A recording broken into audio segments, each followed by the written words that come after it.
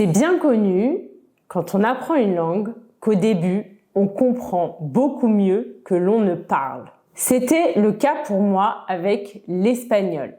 Après avoir appris l'espagnol pendant des années, je comprenais très bien, mais je pouvais à peine parler. Je parlais très mal. Est-ce que cela vous arrive aussi avec le français ? Est-ce que vous comprenez le français beaucoup mieux que vous ne le parlez? Dites-moi ça dans les commentaires. Pour régler mon problème avec l'espagnol et pour apprendre à mieux parler en espagnol, j'ai pris des cours de conversation avec Sarah, une professeure d'espagnol sur Italki.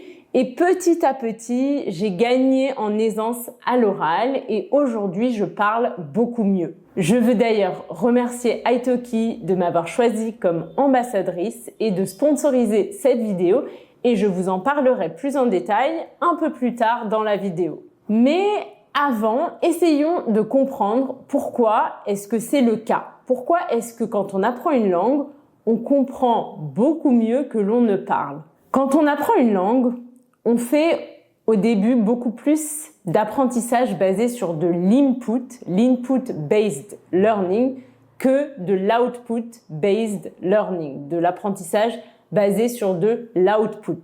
L'input, c'est l'exposition à la langue cible, l'exposition à la langue qu'on apprend. Ça peut être regarder une vidéo, écouter un podcast, lire un article. C'est de la réception. On reçoit des informations dans la langue qu'on veut apprendre. L'output, c'est le contraire, c'est de la production. On produit quelque chose, on parle, on écrit, c'est de la production. Et au début et pendant un certain temps, c'est très bien de faire beaucoup d'input, d'écouter, de regarder, de lire. Et c'est d'ailleurs ce que recommande le docteur Stephen Krashen, dont vous avez sûrement entendu parler.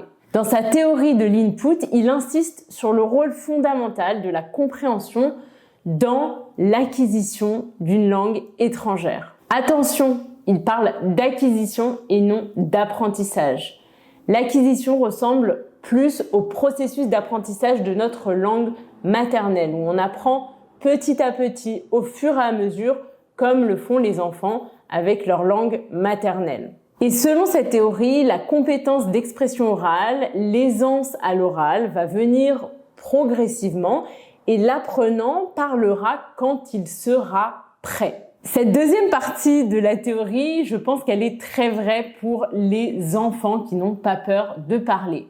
Pour les adultes, c'est un peu différent parce que on a des blocages, on a des peurs qui nous bloquent, on a peur d'être ridicule quand on parle, on a peur de faire des erreurs, on a peur de sortir de notre zone de confort. Je vous donne un exemple. Un petit enfant voit une glace dans la rue et il a envie d'une glace. Qu'est-ce qu'il va faire? Il va pointer la glace du doigt et il va dire « glace ». On comprend qu'il a envie de manger une glace. Mais un adulte qui ne connaît pas la phrase exacte pour exprimer cela, qui ne sait pas dire « je voudrais bien une glace » ou « j'aimerais bien manger une glace », qu'est-ce qu'il va faire? Rien.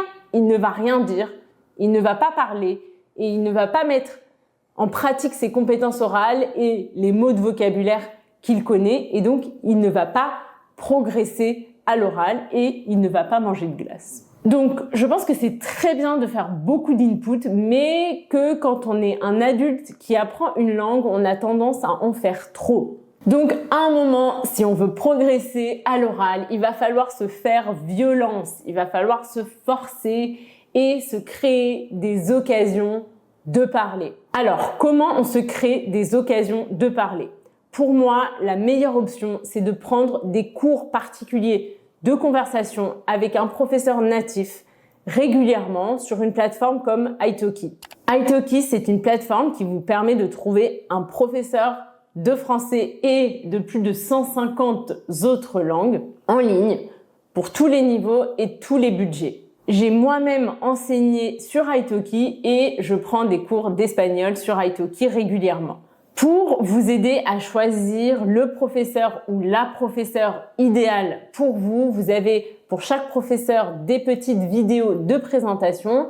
Vous avez aussi les avis des autres élèves et vous avez droit à 3 leçons d'essai à un prix très réduit. Une fois que vous avez choisi un professeur, il vous suffit de réserver votre première leçon en fonction des disponibilités du professeur et de votre emploi du temps. C'est très flexible. Ce sont des cours particuliers. Vous êtes seul avec le ou la prof. Donc, il ou elle peut vraiment s'adapter à votre niveau, à vos besoins et à vos intérêts. Quand on a un niveau intermédiaire et qu'on veut progresser à l'oral, on ne peut plus se contenter de regarder des vidéos et d'écouter des podcasts. Il faut se jeter à l'eau, il faut se lancer et oser parler. Et pour moi, les cours particuliers de langue, c'est le meilleur moyen de le faire. Je vous invite donc à tester Italki en utilisant le lien en barre d'infos et en cliquant sur ce lien et en utilisant ce lien, vous soutenez aussi ma chaîne et mon travail, donc un grand merci.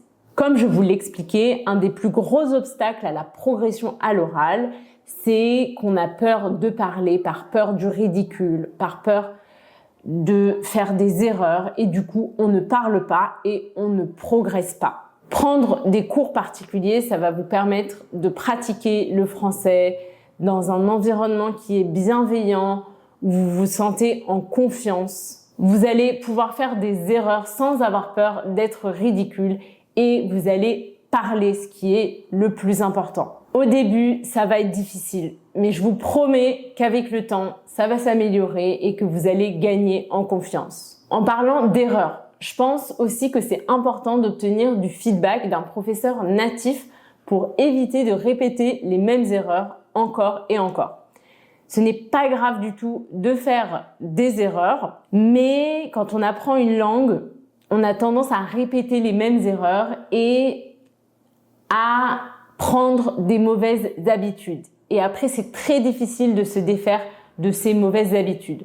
Donc, c'est bien d'avoir quelqu'un qui peut nous corriger de temps en temps. Ce que vous pouvez faire, c'est demander à votre professeur de vous corriger à la fin de la leçon.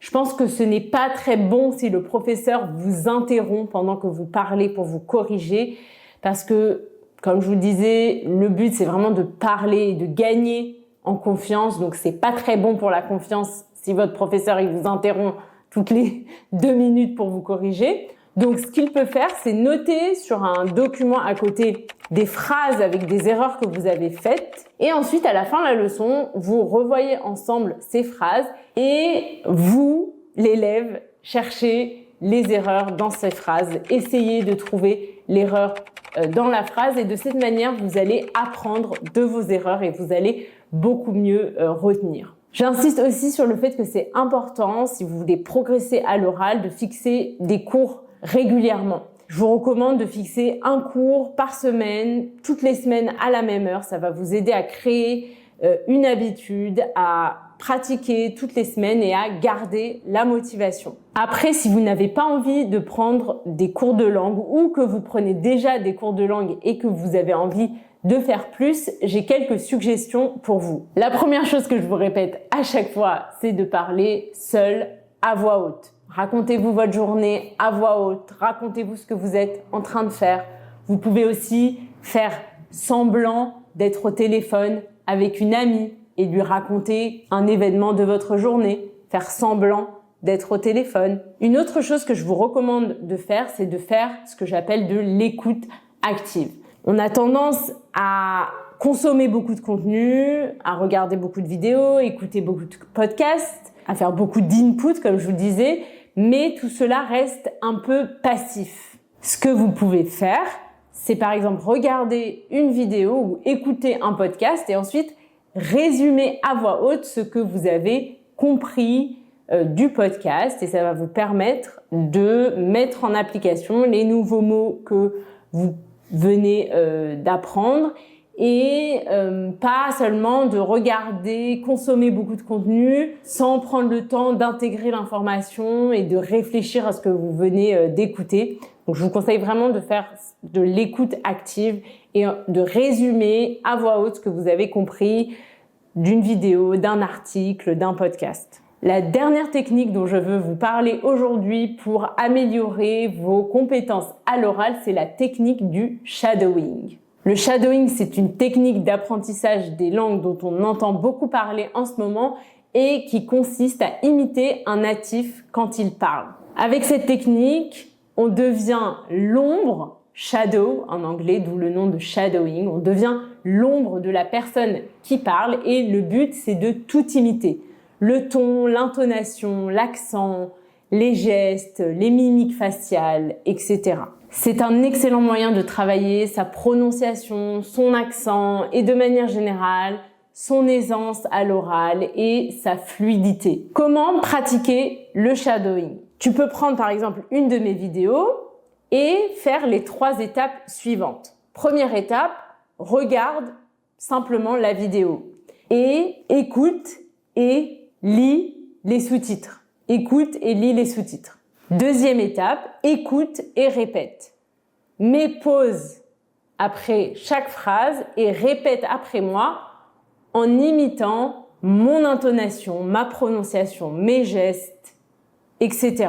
Troisième étape, qui est l'étape du shadowing et qui est la plus difficile, c'est de répéter en même temps que moi. Répète en même temps que la personne qui parle.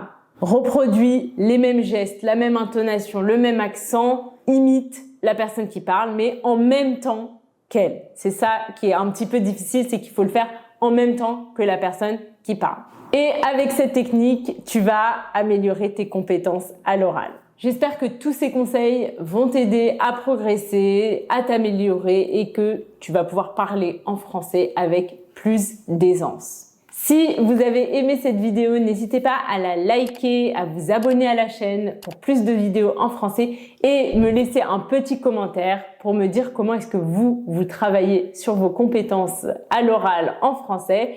Et je vous dis à très vite pour une nouvelle vidéo. Bisous!